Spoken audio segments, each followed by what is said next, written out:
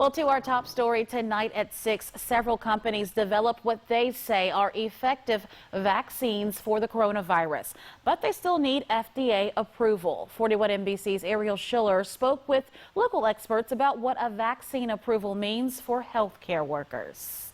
News of vaccines for the coronavirus has many people hoping the pandemic is almost over.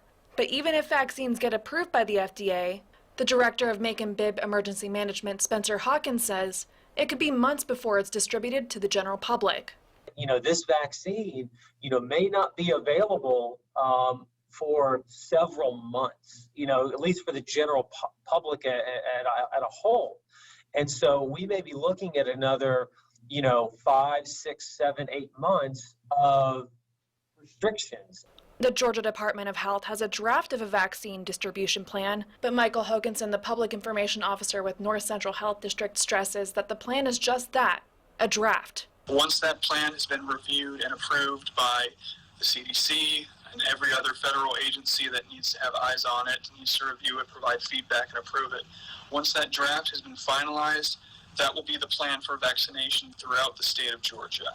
The vaccination plan says the first groups of people to get the vaccine will include people most at risk of getting exposed to the virus, but it could change depending on supply.